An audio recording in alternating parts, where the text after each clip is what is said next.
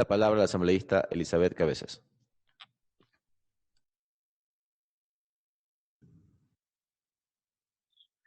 Buenas tardes, presidente. Solamente para confirmar si se me escucha claramente.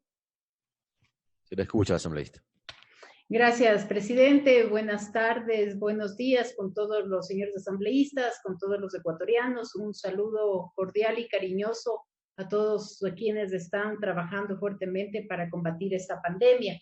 Quiero primero decirles que realmente este día y estos días han sido intensos para las comisiones y para la Asamblea Nacional y efectivamente los ojos del país están sobre las espaldas de los asambleístas, quienes debemos actuar de una manera transparente, de una manera ética, pero sobre todo precautelando los intereses de los ecuatorianos, que los discursos partidistas y las euforias personales queden a un lado cuando de por medio tiene que estar un debate serio y un debate objetivo sobre todas las propuestas que han sido remitidas y tratadas en las distintas comisiones. Hoy justamente tenemos el debate de la Ley de Ordenamiento de las Finanzas Públicas, una ley importante, una ley que definitivamente requiere ser analizada con tiempo y con paciencia por los ecuatorianos, por los puntos que enfoca y por las transformaciones estructurales que debería tener como objetivo fundamental. Y esta ley, que es la que hoy nos ha convocado, no es la primera vez que la debatimos y la conocemos. Textos similares ya fueron incluidos en la ley económica urgente que en noviembre del año pasado la Asamblea archivó y que fue remitida por el Ejecutivo. Textos similares, incluso artículos que prácticamente son idénticos a los que ya habíamos conocido en ese momento. Inclusive textos que en ese momento se calificaron como errores que hoy no entendemos por qué están siendo nuevamente incorporados y que han sido insistentes en su presentación. Y uno de estos tiene relación con un tema que largamente ya varios asambleístas han mencionado, y es el que pretende considerar como institución del sector público al Instituto Ecuatoriano de Seguridad Social y también al Instituto de Seguridad Social de las Fuerzas Armadas y de la Policía Nacional.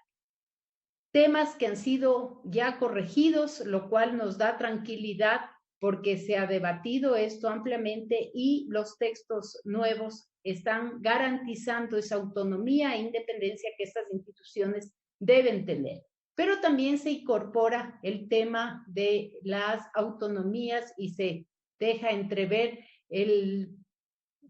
la importancia que los gobiernos autónomos descentralizados tienen en este momento, pero su independencia y su autonomía tiene que ser respetada y tiene que ser mantenida con el tiempo. Se llama la atención, y me llama la atención en todo caso, la insistencia sobre estos textos, y yo creo que la mejor manera, y en eso insisto y me ratifico, de procesar una ley es a través de los consensos, de los diálogos, de los debates abiertos y de una participación amplia que deje tranquilidad a todos los actores involucrados y sobre todo importante y honesto diálogo entre las distintas funciones del Estado.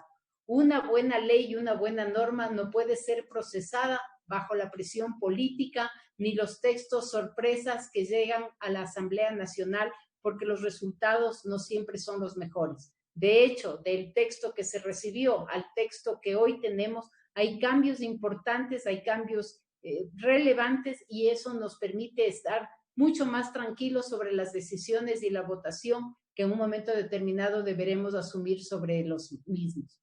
La programación de las finanzas públicas es fundamental para fortalecer la dolarización y para proponerle al país un escenario confiable de inversión y de desarrollo. De la adecuada programación y ordenamiento de estas finanzas públicas depende en gran medida el éxito de las políticas públicas. Por eso, no es entendible cómo reformas tan importantes como estas que se pretenden hacer del IES, del ISFA, del ISPOL y del tratamiento con los GATS se pretenda procesar a través de una ley económica urgente en el lapso de 30 días. Sin embargo, aquí estamos y la Asamblea Nacional debe cumplir con su obligación y el tratamiento de estos proyectos de ley dentro de los plazos que la Constitución así lo plantea, porque debemos superar el escenario político para proteger los mejores intereses del país y de la gente a la que representamos. En este proyecto se volvió a insistir en el artículo que define a las instituciones de seguridad social como parte del sector público y si en la primera ocasión se pudo entender como un error, esta vez lo entenderemos como una intención explícita de poder diluir dentro de las finanzas públicas a una institución autónoma que es propiedad de los afiliados, que son quienes hemos aportado durante todos los años de nuestro trabajo a ella.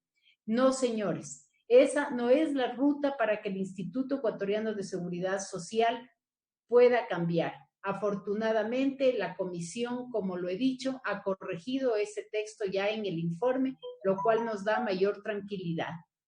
Que el IES necesita urgentemente una reforma legal es una realidad que no se puede ocultar ni postergar. Y en eso coincidimos todos, desde los trabajadores hasta los patronos y los técnicos especialistas. Pero esta reforma es un proceso estructural de enorme magnitud y profundidad. No es por la vía de constituirlo en una ventanilla de finanzas, porque esto es parte de los afiliados, es de su propiedad y básicamente está direccionado para que les atiendan hasta su vejez y hasta su último día de vida. Se necesita fortalecer al IES, definitivamente esa es una gran verdad. No podemos debilitarlo. No todas las fallas, los errores y los horrores que en los últimos tiempos hemos visto en esta institución son lo único que existe en esa institución. Aquí hay gente capacitada, honesta, trabajadora y que además han sabido combatir en un momento de crisis como el actual, una pandemia que realmente nos ha dejado impactados a todos los ecuatorianos, salvando vidas y arriesgando las suyas, pero con una entrega total a su trabajo cotidiano. La reforma del IES necesita un amplio acuerdo social y político sobre el que se debe construir un sistema moderno, transparente y sobre todo que blinde los ahorros de los afiliados de los caprichos de los gobiernos de turno. Pero otro tema que no se puede retroceder es en la descentralización y desconcentración de los gobiernos autónomos descentralizados. Estas instituciones que han trabajado por muchísimos años para lograr una autonomía, este momento no pueden nuevamente recurrir a las prácticas de ir a hacer cola en el Ministerio de Finanzas para sus asignaciones que legalmente les corresponden. Sin embargo, estas reflexiones no pueden quedar sueltas. Los gobiernos autónomos descentralizados tienen que estructurar de mejor manera sus prioridades, tanto de inversión cuanto mejorar su gestión operativa cotidiana. Existen realidades nacionales y locales en donde definitivamente las alcaldías aún le merecen una explicación a los ecuatorianos y a sus mandantes. Y es ofensivo como en cantones donde no están resueltos los problemas elementales de salud, alcantarillado y agua potable, se gasten millones de dólares en conciertos, ferias, reinados y sesiones solemnes. Que los salarios de los funcionarios sean groseramente altos en poblaciones con ingresos trágicamente bajos. No, señores, eso sí hay que tener orden y sí debe tener un cierto control. El Ecuador necesita que todos pensemos en función del país y de la gente. Ya basta de vivir entre la corrupción y el populismo. Ya basta de echar las culpas a otros y de evadir las responsabilidades. Ya basta de seguir improvisando en cada caso y de que cada uno jale el agua a su molino. Descentralizar no significa sálvese el que pueda. Descentralizar es pensar estratégicamente en cada territorio, en sus potencialidades productivas, en sus prioridades económicas y en que con los aportes del territorio se construye un gran país que es el Ecuador. Finalmente, este código debe incorporar mecanismos efectivos de transparencia y publicidad, tanto del gasto como del endeudamiento. Definitivamente, hablar de las finanzas públicas es importante, pero con honestidad y sensibilidad. La economía no son solamente macrofinanzas y mecanismos burocráticos de hacer contabilidad. La economía es, en primera instancia, el pan en la mesa de cada ciudadano, la salud garantizada, la vejez en paz, una educación pública decente y un trabajo digno para todos los ecuatorianos. Si perdemos de vista esas prioridades, no habremos aprendido absolutamente nada. Y esta gran pandemia y esta gran tragedia no solamente que debe enseñarnos nuevas prácticas, sino que debe dejarnos buenas lecciones.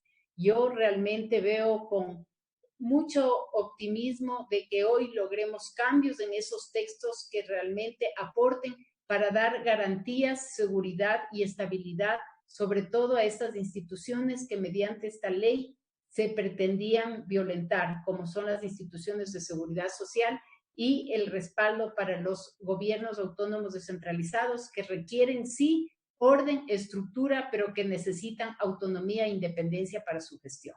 Gracias, señor presidente, señores asambleístas.